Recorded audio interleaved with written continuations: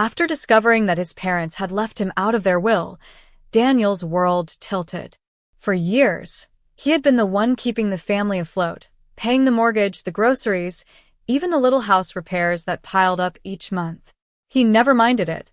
He believed that helping his parents was the right thing to do, that maybe through his effort, he could heal the wounds of their complicated past. But all that belief crumbled the moment he found a folder labeled estate planning on his father's desk one quiet afternoon. Daniel hadn't meant to pry. He was simply digitizing some old documents when curiosity whispered, "Just take a peek. What harm could it cause, right?" But when he opened that folder, the first page shattered his heart into pieces. Every single thing, house, savings, cars, and possessions, was listed under his younger brother, Leo. His own name appeared only once, buried in fine print at the bottom, with a vague line about how his parents cherished both sons equally. That single sentence mocked him more than silence ever could. He stood frozen, gripping the document as a wave of disbelief washed over him. For years, he had been their lifeline while Leo sat at home, unemployed and unbothered. Daniel paid for everything, down to the electric bills Leo never bothered to switch off.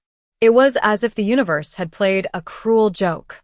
He gave everything to his family, and in return, they had planned a future where he received nothing.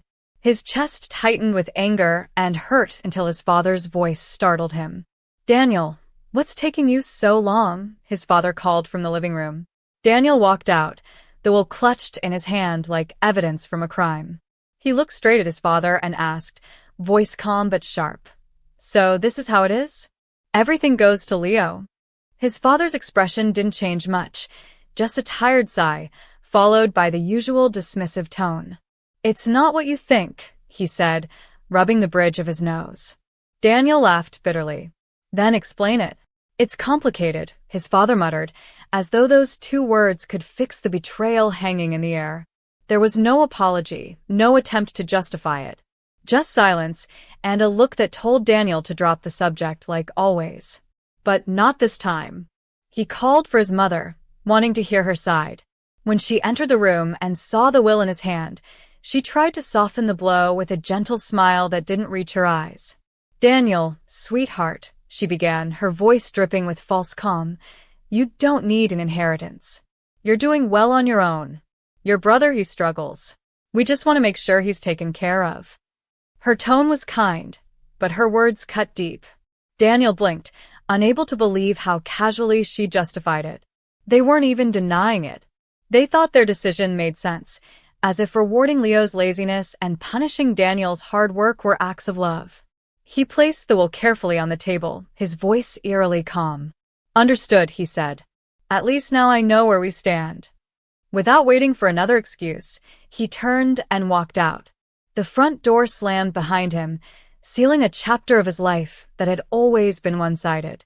For years, he had paid for their comfort out of love. Now, he decided that love no longer needed to be financed. 2 weeks passed in silence. Daniel assumed his parents would reach out, maybe even apologize. But when his phone finally buzzed, it was a message from his father that read, "Property taxes are due." That was it. No hello, no remorse, just a cold request for money. Daniel stared at the message, a humorless laugh escaping him. They still saw him as their personal ATM. He typed back, "Ask Leo. The house is his, remember?" Within minutes, his mother called. He ignored it. Then came the text, "Daniel, please don't be this way. We need to talk." He waited an hour before replying, "There's nothing to talk about. You made your choice. Live with it." He thought that would end it, but later that night, another message popped up, this time from Leo. "Bro, why are you being so dramatic? It's just money." Daniel almost laughed aloud. "Then you won't mind using some of that money to pay the mortgage, right?" he typed back.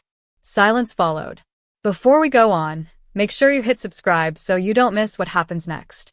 An hour later, Daniel's phone buzzed again. It was his mother, this time with a guilt-soaked message. "We're family. Families help each other. We did so much for you when you were growing up, and now you're abandoning us." He stared at the words, jaw tightening. Abandoning them? He had spent years feeding them, fixing their leaks, paying their bills. If anything, they had abandoned him the moment they decided he didn't deserve to belong. He typed slowly, "You made it clear I wasn't family when you excluded me from the will. Now Leo can support you." Minutes later, his father chimed in with another message that made Daniel's stomach twist. "We're not asking much, son. Just enough to cover the mortgage for a few more months. Don't be greedy." That word, greedy, lit a fire inside him. For years, he had emptied his pockets to keep them comfortable, sacrificing vacations, hobbies, even relationships. And now, when he finally stopped, they dared to call him selfish? His reply came sharp and final. "No, I'm done." Then he silenced his phone and went to bed, determined to hold his ground. But the next morning, his resolve was tested. A notification popped up on his screen, a payment request. His mother had actually sent him a money transfer request for $3,500, the exact amount of their overdue mortgage. There was no message, no please, just a blatant demand. Daniel stared at the screen, half laughing, half furious. They didn't even ask anymore. They expected him to give in. He declined the request without hesitation. Not 5 minutes later, his phone began to ring. Mom. He ignored it. Another text arrived. "Daniel, I know you saw the request. Why did you decline it?" He typed back, "Because it's not my responsibility. Ask Leo." Within moments, another message appeared. "We'll lose the house if you don't help us." Daniel's jaw tightened. "Maybe you should have thought about that before cutting me out," he replied coldly. Seconds later came his father's attempt at manipulation. "You're really going to let your parents become homeless?" Daniel laughed aloud. They weren't homeless. They just didn't want to touch their savings. By evening, Leo sent another message, his tone as entitled as ever. "Bro, just send them the money already. You're making this a bigger deal than it is." Daniel rubbed his temples. "You mean the same money you're inheriting? Why don't you pay it?" he wrote back. A few seconds later came Leo's predictable excuse. "You know I don't have that kind of money right now." Daniel smiled grimly. "Then you'd better figure it out, since you're the favorite." He hit send and finally felt at peace. For once, he wasn't the one fixing everything. The following day, just when he thought the drama had cooled, his phone rang again, but this time it was the receptionist from his apartment complex. "Mr. Daniel, your parents are here. They say it's urgent." Daniel nearly dropped the phone. "What?" he asked, stunned. "They're saying you're ignoring their calls, and they need to talk." He exhaled sharply. "Please don't let them up. I'm not expecting visitors." The receptionist hesitated. "They're quite insistent." "Then tell them to leave," Daniel said flatly, hanging up. Seconds later, another text buzzed in. "We're downstairs." "Open the door," his mother wrote. No greeting, no reason, just another order. Daniel stared at the message, shaking his head. A follow-up came minutes later. "We're not leaving until you talk to us." That was it. Enough was enough. He grabbed his keys, his pulse racing with anger, and stormed downstairs. The nerve of them, to ambush him at his own home, demanding money like debt collectors. When he reached the entrance, he found them standing together, his mother with folded arms, his father's hands in his pockets, and Leo looking as bored as ever. It looked like a staged family intervention. "Daniel, we need to talk," his mother said dramatically. He leaned against the doorframe, arms crossed. "No, you need to leave." She blinked, confused. "Excuse me? You heard me. You don't just show up at my place demanding money." His father scoffed. "Are you really going to let us lose our home over a petty grudge?" Daniel laughed, a sharp, cold sound. "Petty grudge? You mean the one where I found out I was good enough to pay your bills, but not good enough to be in your will?" His mother gasped. "That's unfair. We did what was best for the family." "No," Daniel said, voice steady. "You did what was best for Leo." A long silence followed. Leo finally spoke, mumbling, "Look, man, I didn't ask for any of this." Daniel turned to him, fury flickering in his eyes. "No, you just accept everything handed to you. You're 32, Leo. Grow up and get a job." Leo's face reddened instantly. "What the hell, man?" he snapped, his voice trembling with both anger and embarrassment. Daniel stepped closer, his tone sharp but controlled. You heard me. You want to inherit the house? Then act like a homeowner. You want to be the golden child? Start paying their bills. I'm done being your personal wallet. Leo looked away, his mouth opening and closing like he wanted to argue but had nothing solid to say. The silence that followed was heavy enough to make even his parents uncomfortable. His mother drew a shaky breath and tried again, softening her tone. Daniel, please. He's your brother.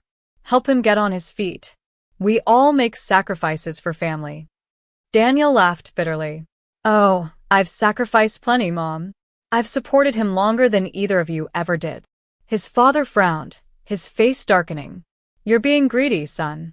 Daniel's laughter echoed in the hallway, humorless and sharp. Greedy? That's rich coming from you. He gestured between them. You decided Leo deserved everything, and I deserved nothing. Now you want me to fix it? His mother's voice hardened. We thought you'd be mature about this. Daniel arched an eyebrow. Mature? You mean quietly accept betrayal and still keep paying your bills? His father took a threatening step forward, his old intimidation tactics kicking in. We raised you, Daniel. We fed you, clothed you, gave you everything. The least you can do is help us now. Daniel met his father's glare head-on. I already did for years. And you repaid me by cutting me out. Don't talk to me about loyalty. His mother's lip quivered. We thought you'd understand, she said weakly. Daniel shook his head slowly. Oh, I understand perfectly. I understand that I was never really your son, just your financial plan. The silence that followed was suffocating. Even Leo, who had always found a way to deflect blame, seemed unsure of himself now. Daniel turned to him and asked quietly, What's your excuse? You've had years to grow up, to work, to contribute, but you didn't. You just watched while I carried everything. Leo's voice cracked. I didn't ask for this, man. Daniel nodded slowly. No, you didn't. You just benefited from it. Leo's mouth opened again, but this time, nothing came out. His parents exchanged helpless glances. His mother tried one last time. Daniel, we're family. Family supports each other. He looked at her for a long moment, then said softly, Exactly. So, why didn't you support me? Her expression froze, her lips parting as if to speak, but no words came. Daniel inhaled deeply, his anger cooling into something more powerful, clarity. We're done here, he said. Then he turned, walked back upstairs, and closed the door before any of them could respond. For the first time in years, he felt in control. Moments later, his phone buzzed again, a message from his father. Wow. After everything we've done for you, you're really abandoning us. Daniel smirked, typing back. No, you abandoned me. I'm just finally accepting it. Then he hit block, cutting off their access for good. Daniel thought that would be the end of it, but the next day, things took a bizarre turn. It started with a Facebook notification. At first, he ignored it, assuming it was a random tag or ad. But when he opened the app, his stomach dropped. His parents had taken their family drama public. They weren't tech-savvy, but they knew how to make noise when they wanted attention. His mother had posted a long status about selfish children who forget their parents once they succeed. The post didn't name him, but everyone knew who she meant. Soon, his father joined in. So-called family should never abandon you when you need them most, his post read. We sacrificed everything for our children, and this is our reward. He even tagged Daniel, adding a smug, hope you're satisfied. Within minutes, comments flooded in from relatives and neighbors. Some wrote things like, praying for your son's heart to soften, and others said, children these days have no respect. Daniel could feel his blood boiling. They had turned him into the villain. And then came Leo's post, the final straw. Some people think family is just about money, Leo wrote. They don't understand that real love means sacrifice. I'd do anything for my parents, but some people are too self-absorbed to care. Daniel read the words twice, his pulse hammering. Too self-absorbed? He had funded Leo's life for years, and now Leo was pretending to be the martyr? Daniel stared at the screen, stunned. They had twisted the truth so badly that people were beginning to pity them. That was when he decided he would no longer stay silent. Daniel sat quietly for a long time, phone in hand, staring at their posts. Anger burned beneath his ribs, but he refused to let rage dictate his next move. He wanted to respond, but not like them. He wouldn't post emotional jabs or half-truths. He would tell the story exactly as it happened. After hours of thought, he opened Facebook and began to type a long post. It wasn't an attack, it was clarity. "I've kept quiet," he wrote, "but I can't let lies define me anymore. My family has been posting false stories about me, and it's time to set the record straight." He continued, choosing his words carefully. "Since I got my first job, I've supported my parents financially. I paid their mortgage, covered their bills, bought their groceries, everything. But there comes a point where giving without respect breaks a person. My parents chose to reward my brother, who's never worked, while cutting me out of their will completely. They said it's because I don't need it, but fairness isn't about need. It's about respect." His fingers trembled slightly as he typed, not from fear but release. Daniel kept going, determined to paint the full picture. "For years, I thought family meant unconditional support, even when it hurt. But now I see that real family doesn't exploit one member for comfort while pampering another into helplessness. When I finally stopped paying, they called me greedy. When I refused to fix what they broke, they called me selfish. But I'm done. I'm not abandoning anyone. I'm just choosing myself for once." He paused, reread it, and hit post. Within minutes, the reactions began to pour in. Old friends, distant relatives, and even colleagues started commenting, some shocked, others sympathetic. "You did the right thing," one old schoolmate wrote. "They took advantage of you," another said. His inbox filled with messages of support from people who had once admired his family devotion but never knew the cost of it. Daniel leaned back on his couch, a strange mix of sadness and relief washing over him. For the first time, the truth wasn't hidden. But with truth came backlash. His phone buzzed nonstop, calls, texts, notifications. Leo messaged first. "You're a traitor. You really had to post our private business online?" Then his father called, shouting before Daniel could even speak. "You've destroyed this family. You'll regret this, Daniel. You'll regret turning against us." Daniel simply ended the call, exhaled slowly, and blocked the number again. He wasn't going to play their game anymore. He'd spent years being silenced. Now he had found his voice. The next few days were strangely quiet. No calls. No messages. No guilt trips. Just peace. Daniel used that time to reflect on how long he'd lived for their approval, how every decision he'd made had revolved around keeping them comfortable. He realized that he had spent most of his adult life carrying emotional and financial weight that wasn't his to bear. Now, for the first time, that weight was gone. It felt unfamiliar but freeing. Some relatives tried to mediate, sending polite messages like, "You know they're your parents, right?" Or, "Just apologize and move on." Daniel responded kindly but firmly, "I have nothing to apologize for. I supported them for years. All I asked for was respect." He wasn't bitter, just tired. People who hadn't lived his story could never truly understand the exhaustion that came from being endlessly taken for granted. He wasn't angry anymore, he was done. In the following weeks, Daniel started rediscovering himself. He traveled for the first time in years, bought things he had always denied himself, and even took a photography class, a hobby he'd long postponed because of family obligations. Every day, without their demands, felt like healing. Sometimes, memories of their manipulation tried to creep back, but he learned to push them aside. Freedom, he realized, wasn't just about cutting ties, it was about reclaiming peace. One evening, as he sat on his balcony watching the sunset, Daniel smiled faintly.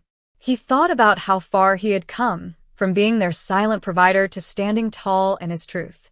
He wasn't angry at his parents anymore, not even at Leo. Pity, maybe. But anger? No. He had outgrown it. "I deserve better," he whispered to himself. "And I'll build better." For the first time, those words didn't feel like rebellion. They felt like home. A few months later, Daniel's life had settled into a calm rhythm. He'd moved to a new apartment across town, one with large windows and a small balcony garden. The silence that used to feel heavy now brought peace.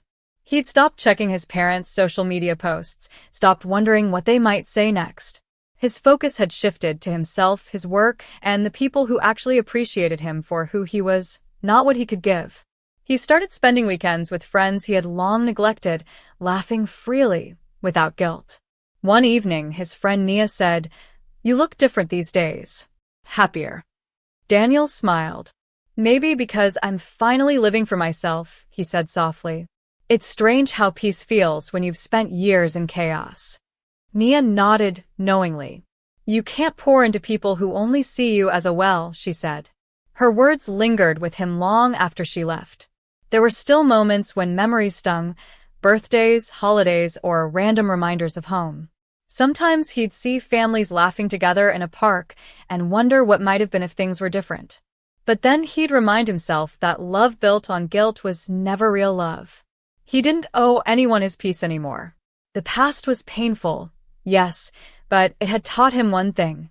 Sometimes, the family you lose is the price of the self you finally find.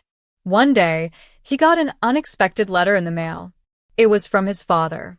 The handwriting was familiar, shaky, and tired. For a moment, Daniel hesitated before opening it. Inside was a short note. "Daniel, we miss you. Things haven't been easy since you left. Maybe we were wrong. Maybe we didn't appreciate you enough. We hope you're doing well." There was no apology, just a quiet acknowledgement of loss. Daniel folded the letter gently, his emotions mixed. He felt no urge to reply. He placed the letter in a drawer, not out of spite, but closure. He knew that responding might only reopen wounds he'd finally managed to heal. Instead, he whispered, "I forgive you," to the empty room. It wasn't about them deserving it. It was about freeing himself from the bitterness that once consumed him. For the first time, forgiveness didn't mean returning to pain. It meant releasing it completely. Over time, Daniel's story became something he shared cautiously with others who felt trapped by family expectations. "It's okay to step away," he would tell them. "Love doesn't mean endless sacrifice. You deserve boundaries, too." His honesty resonated. People who had once suffered in silence began to speak up, and Daniel found comfort in knowing his experience was helping others heal. The pain that once felt like punishment had turned into purpose. Years passed, and Daniel built a life filled with balance. His photography blossomed into a side business, his career thrived, and his friendships deepened. He no longer sought validation from people who never truly saw him. Sometimes, he would glance at old pictures of his parents, not with anger, but quiet acceptance. They were who they were, and he had become who he was meant to be, stronger, wiser, and finally at peace. One evening, as he watched the city lights from his balcony, Daniel reflected on his journey. Every tear, every argument, every betrayal had shaped him. He realized he didn't need the approval of those who refused to value him. What he needed was already within: self-respect, peace, and a heart that refused to turn cold despite everything. The world outside was still chaotic, but inside, Daniel had finally found silence that felt like freedom. He took a deep breath, smiled, and whispered to himself, "I'm proud of you." And he meant it. The man who once lived for everyone else had learned to live for himself. He didn't need their inheritance, their apology, or their validation. What he had now was far more valuable: clarity, freedom, and the strength to never let anyone make him feel small again. His story wasn't one of loss anymore. It was one of liberation, and he had written every word of it himself.